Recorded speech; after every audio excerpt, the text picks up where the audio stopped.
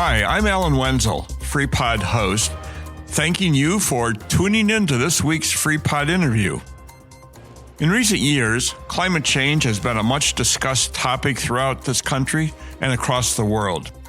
In understanding how changes in the Earth's climate patterns affect us in our day-to-day living is the subject of a current speaker series taking place in Freeport. Joining me today to talk about this interesting series is Dr. Jack Herrmann, Professor Emeritus of Epidemiology and Public Health at the University of Illinois and a longtime resident of the Freeport area. Thank you, Dr. Herrmann, for joining us today, and it is all right if I call you Jack? That would be fine, and good to be with you again, Alan. Let's start this way, Jack. Tell us a little bit about this climate change speaker series that's occurring at the Freeport Public Library over the next few weeks. Well, the series is offered as a way to share information and stories about how climate change has impacted people in northwestern Illinois and how extreme weather events may affect our lives in the future. The series came out of discussions last summer among those of us who are in the environmental study group, a collection of local individuals who are interested in improving the quality of life in our area. We have a number of co-sponsors, notably the Northwest Illinois Trails Foundation, the University of Illinois Extension Service, the Northern Illinois Bird and Nature Alliance, as well as the city of Freeport. Tell us a little bit about the purpose of this speaker series. What are its goals, and what do you hope will be accomplished with this series? Well, we intend to provide science-based, data-driven information about the effects of climate change on the lives of the residents of our area. Often I think that people think that climate change affects only those who live in coastal areas, but we have really seen significant effects right here as well. We also wanted to discuss what federal, state, and local leaders and organizations are doing to mitigate the effects of extreme weather. Lastly, we want to consider how the extreme weather events associated with climate change are affecting each and every one of us with respect to our personal health and our finances. So for those of us who will be attending this series, what can we expect to hear or learn from our speakers, Dr. Herrmann? Yeah, we have an impressive lineup of speakers, beginning with Dr. Don Wubels, who is the endowed chair and Professor Emeritus of Atmospheric Sciences from the University of Illinois. Dr. Wubels was on the first International Panel for Climate Change back 20 years ago, and that IPCC shared the Nobel Peace Prize with Al Gore back in 2004. I'll be talking about personal health costs and impacts of climate change in February. And then we also have our state climatologist, Dr. Trent Ford, speaking in March about climate change affects us, as he says, from farm to forest. And Jen Walling, the executive director of the Illinois Environment Council, is speaking in April. Ms. Walling has been instrumental in developing green energy policy for the state of Illinois, policy that has put our state in the vanguard of sensible energy policy across the country. Lastly, we'll host Dr. Jessica Rudnick from Illinois Extension, who will speak on how local communities can become climate resilient. In that discussion in May, she'll be joined by City Manager Rob Boyer and Compliance Officer Randy Kohlbauer from Freeport's Water Department. You've assembled a really impressive list of speakers, Dr. Herrmann, all the way from a Nobel Peace Prize co-recipient to our state climatologist to director of the Illinois Environmental Council, and lastly, Dr. Rudnick from the Extension Service. Why is this topic particularly important for us to hear about now from these people? Yeah, it's a good question. As I mentioned earlier, I think it's common for people to think that extreme weather events affect only those in coastal areas or out west. But think about 10 or 20 years ago. Do you ever remember having to worry about being able to go outside and breathe in the summer and not inhale wildfire smoke? Do you remember when a half an inch rainfall, not 4 or 5 inches from one storm, was common? And back then, 20, 30 years ago, a half-inch rain was a nice rain. It was a lot of rain. Do you remember being able to snowmobile, cross-country ski, snowshoe, go ice fishing in the winter? You're exactly right, Jack. I remember when we used to be able to do those things. And the thing about the smoke that you mentioned from the Canadian wildfires, I could smell it, I could breathe it, but the sky was hazy all day. I didn't get the nice bright sunshine that you normally get in the summer because of those wildfires. And I do remember rainfalls that were a half inch and 3/4, not these soakers that give you several inches and flood the lowlands and wipe out your garden and do all those extreme things.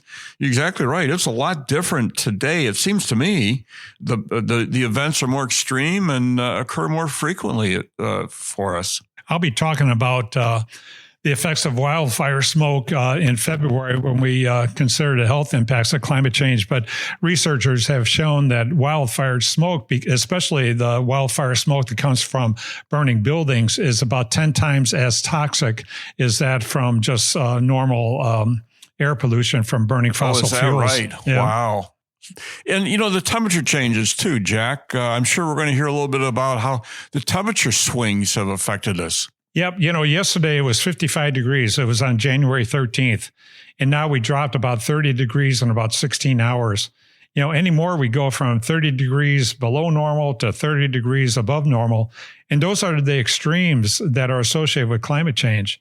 And those extremes often breed the violent weather that has become all too common. I find that interesting. I also wonder the extent to which these variations in temperatures don't kill off the pests, the mosquitoes or the bugs that we experience every summer, that they're not subjected to the continuous cold weather that tended to keep those things in check over the years. Yeah, that's another topic that we'll be talking about in February, specifically the burgeoning tick population in our area. So stay tuned and come in February, and we'll talk about tick-borne diseases and other vector-borne diseases and how to avoid them. One of the things you mentioned, Dr. Herrmann, is the winter activities, which you're right about the snowmobiling and the cross-country skiing and ice fishing. It just is those things don't seem to be happening anymore in the winter like they used to. And we talk about the Midwest, the vitality. Those of us who live in the Midwest have been so used to our winters and adapting to our winters and even enjoying outdoor activities in the winter.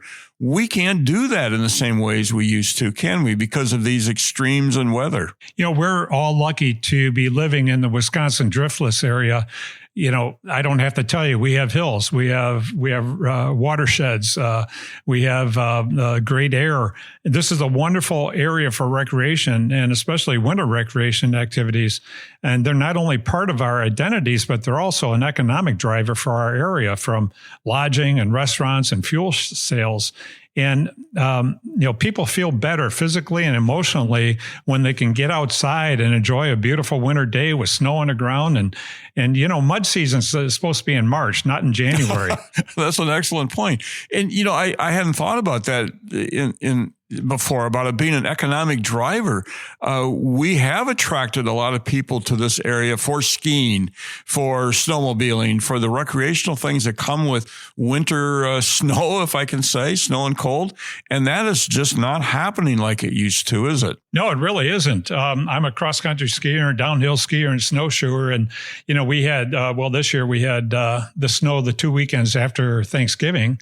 And we got out for about 2 weeks there, and, we're back to mud season again. Yeah. So, I really don't think that people realize how climate change and extreme weather affects us, not only physically and not being able to get out, but mentally and especially economically.